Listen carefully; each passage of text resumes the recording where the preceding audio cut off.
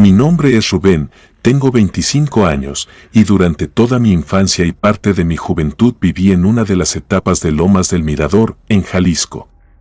Para quienes no lo sepan, este lugar cuenta con diferentes etapas o zonas, y entre ellas está la etapa 15, que comenzó como la idea de un complejo familiar. Allí hay unas 500 viviendas que, por falta de presupuesto, fueron abandonadas. Se ve prácticamente como una ciudad fantasma. Mientras yo crecía, sabía que este lugar existía y que estaba relativamente cerca de mi hogar, pero nunca le di mayor importancia, ya que no le veía nada interesante. En ese tiempo, no había casi nada de seguridad y entre los vecinos circulaban rumores sobre drogadictos o delincuentes apoderándose de la zona. Yo era un adolescente por aquel entonces y tanto mis amigos como yo comenzamos a interesarnos mucho en hacer acrobacias con bicicletas y todo ese tipo de cosas. Creíamos que ir a este lugar no solo nos permitiría hacer básicamente lo que quisiéramos sin ser molestados, sino que tendría buenos lugares para grabar nuestras acrobacias. Creo que ninguno de nosotros iba allí con la intención de grabar algo paranormal ni para buscarlo. Ninguno de nosotros estaba interesado en eso. De hecho, el tema nunca siquiera se mencionó. Solo queríamos lugares originales en donde tomar nuestros videos para subirlos a internet. Al llegar, lo primero que nos dimos cuenta fue que todo lo que se decía de ese lugar era cierto. Se veía muy aterrador, casi como esas películas de futuros postapocalípticos, y estaba llena de grafitis. La verdad es que sí me dio un poco de miedo, sobre todo porque mis padres siempre me habían dicho que no me adentrara en esa zona por la falta de seguridad. Pero, por supuesto, lo que menos quería en ese momento era quedar como un miedoso delante de mis amigos, así que me quedé callado y no dije nada. Éramos 4 personas, y uno de ellos era Manuel, a quien le gustaba mucho tener algún plan para casi todo, y en esto no fue la excepción. Nos dijo que quizás lo mejor sería buscar las zonas residenciales que tuvieran menos grafitis o donde nos pudiéramos asegurar de que no estuviera siendo habitada por personas sin hogar que se habían adueñado de alguna vivienda. Después de pensarlo solo por un momento, todos acordamos que lo que Manuel decía tenía mucho sentido. Comenzamos a caminar lo más adentro posible para buscar algún lugar con esas características, pero la verdad es que, para ese momento, casi todas las casas tenían algún grafiti. Al final, nos decidimos por una en la que, a pesar de que había varios grafitis, no parecía que hubiese sido habitada. Es fácil saber todo esto porque son casas, o más bien departamentos, muy pequeños y puedes verificar todo con mucha facilidad. Lo que nosotros queríamos de ese edificio en particular era poder bajar las escaleras saltando en la bicicleta. Tomamos algunos videos haciendo todo esto y al final nos terminamos aburriendo un poco. Al menos en mi caso, la vibra del lugar me parecía tan pesada que no podía concentrarme y fui el primero en decir que me estaba aburriendo estar ahí. Supongo que a mis demás compañeros les pasaba lo mismo o en serio se estaban aburriendo, porque todos concordaron conmigo. Eso sin mencionar que no solo faltaba alrededor de 1 hora para que comenzara a oscurecer y lo mejor sería irnos en ese momento. Parecía que, por más que avanzábamos justo por el lugar en el que nosotros creíamos haber caminado, no le veíamos el fin al camino que conecta todas las casas. Me atrevería a decir que ya todos nos estábamos comenzando a poner muy nerviosos porque no era algo normal. A pesar de que tratábamos de mantener la calma, sabíamos que tendríamos que salir de allí antes de que la noche llegara. Ninguno sabía muy bien qué hacer, hasta que Manuel propuso una idea: entrar a uno de los edificios y subir hasta lo más alto que pudiéramos para ver si lográbamos encontrar el camino. No teníamos muchas ideas y todos decidimos seguir su plan, pero en el momento en que llegamos al edificio más alto, había un montón de muñecos. Pero no me refiero a muñecos pequeños o de plástico. Estos muñecos se veían como si hubieran sido fabricados por alguien, estaban hechos de tela y tenían el tamaño de una persona real. Mientras más los veíamos, más nos dábamos cuenta de que evidentemente se trataba de la representación de una familia. Había 3 muñecos más o menos del tamaño de niños, 2 niñas y un niño. También había una mujer y un hombre. Si te acercabas mucho, lo que creías que eran algunos pedazos de peluca, que seguramente las personas que los habían realizado habían encontrado en la basura o algo así, te dabas cuenta de que se trataba de pelo humano real. Eran mechones de cabello engrampados o pegados con cinta adhesiva. Algunos de ellos habían intentado pegarlos con algún tipo de pegamento, como silicón, pero parecía que no se había pegado bien. Los ojos de todos ellos estaban hechos de botones y les habían cosido la boca con estambre. Cada uno tenía una expresión diferente. Los niños parecían tristes, les habían cosido como si tuvieran lágrimas escurriendo de los ojos. El padre tenía una expresión enojada y la madre no tenía boca. En la parte donde se suponía que debía estar la cocina estaba dibujado un pentagrama. Había muchas velas y parecía que alguien llevaba mucho tiempo haciendo eso. Lo digo porque había un montón de cera derretida, como si cada vez que se acabara una vela, pusieran una nueva. Todas estaban encendidas.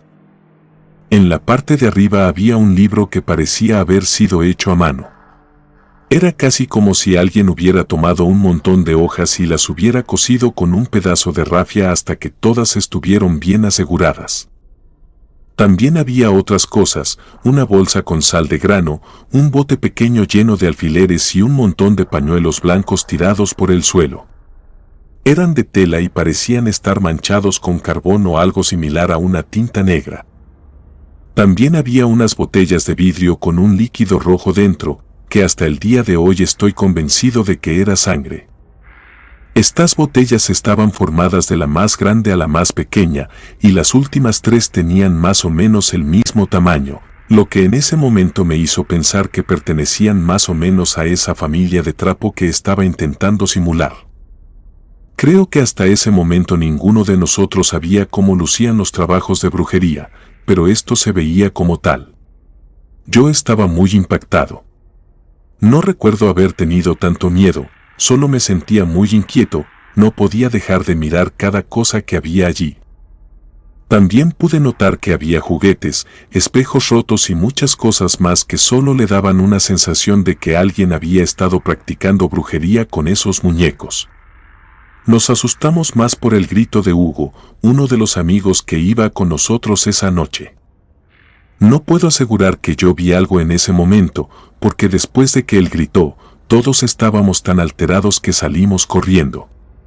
Nos montamos en nuestras bicicletas y empezamos a pedalear. Lo único que queríamos era alejarnos lo más posible de ese lugar, y a pesar de estar tan asustados, en algún momento tuvimos que frenar. Nos dimos cuenta de que lo único que estábamos logrando era perdernos más, y que necesitábamos tranquilizarnos y pensar qué debíamos hacer antes de seguir avanzando. Manuel pensó que lo mejor sería llamar a nuestros padres desde el teléfono, pero a pesar de que lo intentamos, no había señal. Era casi como si estuviéramos en un punto muerto en toda esa zona. Todos estábamos intentando pensar en algo y, de pronto, se me vino a la cabeza el por qué habíamos salido corriendo del edificio tan rápido.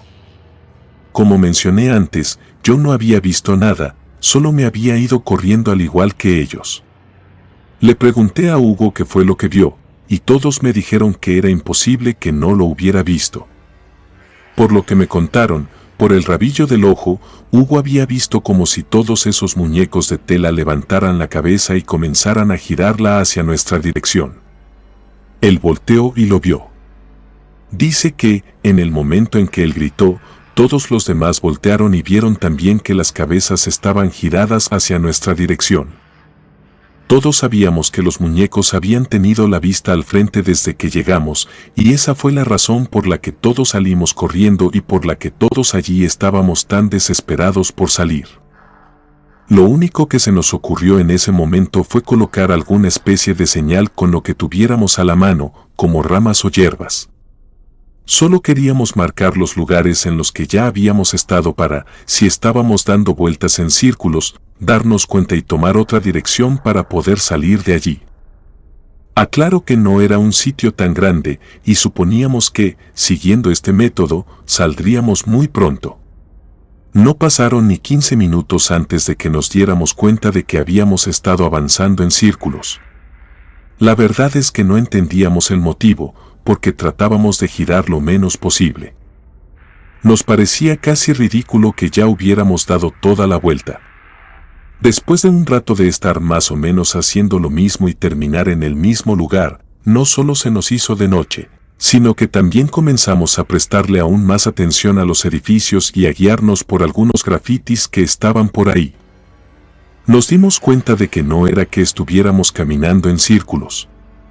Más bien, alguien o algo estaba poniendo exactamente la misma señal que nosotros habíamos puesto para tratar de orientarnos. Esto nos hizo asustar aún más. No habíamos visto a nadie como tal, me refiero a que ni siquiera habíamos visto a los vagabundos o drogadictos que nuestros padres siempre nos habían advertido que podrían estar por la zona. Era como si no hubiera nadie en ese lugar, y por eso era aún más extraño que quien sea que nos estuviera observando estuviera poniendo señales para despistarnos. Lo siguiente que se nos ocurrió fue guiarnos solo por los grafitis. Le tomamos una foto exacta para que todos pudiéramos recordar y ver si estábamos en el buen camino. En esa ocasión, sentíamos que estábamos avanzando. Recuerdo que la tomé yo.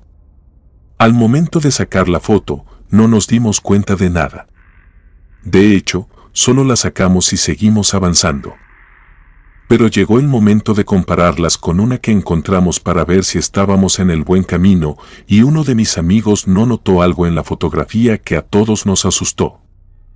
Y es que, por el ángulo en el que tomé la foto, se veía la esquina de una de las ventanas, y ahí se podía ver muy claro como si uno de esos muñecos que habíamos visto en aquel edificio se estuviera asomando. Yo entiendo lo loco que suena todo esto, pero les juro por mi vida que es real. Se veía como si, en el momento en que tomé la foto, el muñeco se hubiera querido agachar, pero aún podían verse sus manos sobre el marco de la ventana. Guardé esa fotografía por mucho tiempo, pero eventualmente la perdí. Aún así, a cada persona que se le había mostrado, decía que, si bien sí se veía muy claro, bien podría pasar por alguna especie de montaje. En ese momento estábamos tan asustados por lo que acababa de pasar que subimos de nuevo a nuestras bicicletas y comenzamos a conducir, ya no de manera desorganizada, porque todos teníamos más o menos una idea de hacia dónde nos estábamos yendo. Hugo, quien iba más rápido y todos nosotros lo seguíamos, frenó, lo que hizo que Manuel chocara contra él y cayera de sentón en el pavimento. Ninguno de nosotros tuvo tiempo de preguntarle qué había pasado porque todos supimos por qué Hugo se había detenido. Y es que, justo en medio de la calle, estaban esos muñecos de aquellos 3 niños. No estaban de pie, y mucho menos moviéndose por sí solos, pero sí estaban sentados en la calle. En otras circunstancias, tal vez lo hubiéramos visto solo como algo un poco raro que alguien los hubiera puesto ahí, pero nosotros sabíamos perfectamente que se trataban de aquellos mismos muñecos que habíamos visto en ese departamento, y estábamos seguros de que quien fuera que los hubiese puesto ahí, si es que había sido el caso, había estado siguiéndonos durante todo ese tiempo. Si seguíamos avanzando en nuestras bicicletas, podríamos pasar sin problema, ya que, si forzábamos un poco más nuestra vista, podíamos ver las primeras señales de alumbrado público que pertenecían a la etapa 14. Pero otra parte de nosotros estaba tan asustada que sabíamos que no era una buena idea pasar por ahí. Yo les dije que diéramos la vuelta para que de esa manera solo saliéramos de la calle en donde creíamos que esa era nuestra salida segura. Estaban los muñecos de ambos padres. Intentamos dar vuelta con las bicicletas para tomar la siguiente calle, y todas las bicicletas se frenaron. Era como si estuvieran estáticas en medio de la calle, no se movían para ningún lado. Era como si algo las hubiera pegado al concreto. Lo único que queríamos era salir corriendo de allí, y es por eso que abandonamos las bicicletas en ese lugar y corrimos. No sabíamos bien qué hacer porque sentíamos que si nos metíamos a otra calle solo conseguiríamos perdernos más y estar de nuevo en el punto de inicio. pero justo dimos la vuelta y una luz de una linterna nos cegó. A todos nuestros padres y algunos vecinos de la etapa en donde vivíamos habían entrado a ese lugar a buscarnos. Todos estaban contentos de habernos encontrado. Nosotros les dijimos más o menos lo que nos había pasado y, entre todos, caminamos hacia donde nosotros habíamos estado. Tiempo después, al montar en la bicicleta intentando buscar una salida, cuando bajé a desayunar, mis papás me dijeron que estaba ojeroso y que mis ojos parecían estar tornándose de color amarillo. Solo tuvo que pasar una hora más para que comenzara a tener mucha tos. Lo extraño era que parecía que comenzaba a escupir sangre. Mis papás me llevaron al doctor, pero no encontró nada. Ni siquiera tenía la garganta tan irritada como para que empezara a escupir sangre. Me mandó a hacer unos estudios. Hugo fue el que me contó lo siguiente que voy a decir a continuación, pero a pesar de que yo no lo vi, le creo. Él dice que él también se levantó con esos mismos síntomas. Sus padres, al igual que los míos, lo llevaron al doctor. Hugo me dijo que, en el momento en que pasaron cerca de la calle que unía la etapa 15 con el resto, justo casi en la entrada de la etapa 15, vio 4 muñecos hechos más o menos del mismo material que los que habíamos visto en ese edificio. Podía distinguir que no eran los mismos. Parecían estar de pie, sostenidos solamente de las bicicletas que antes nos habían pertenecido. No los vio moverse, y de hecho, su papá condujo tan rápido que ni siquiera les pudo advertir. En cuanto a los resultados de los exámenes que nos hicieron, salían bien. No debíamos tener ningún tipo de problema que nos hiciera estar tan mal. Aún así, día con día, parecía que algo nos estaba drenando la vida. Yo ya casi ni me podía levantar. Mi mamá, pensando que tal vez todo eso era producto de haberme asustado, me llevó con una señora para que me curara del espanto. Y sí, me hizo la limpia, pero le dijo a mi mamá que eso que yo tenía no era por el susto, que algo tenía una pertenencia mía y que la estaban usando para hacer brujería negra. Yo tenía que ir a hacerme limpias todos los días y duraban mucho tiempo. No recuerdo exactamente todo lo que hacían, pero sé que duró más de 1 mes y medio. Aquella mujer que tanto me ayudó me hacía decir que la bicicleta ya no me pertenecía y que no era mía. Me dijo que era la única manera de desvincularme de ese objeto, porque debía dejarlo ir. Hasta donde sé, los otros 3 muchachos que iban conmigo les hicieron lo mismo.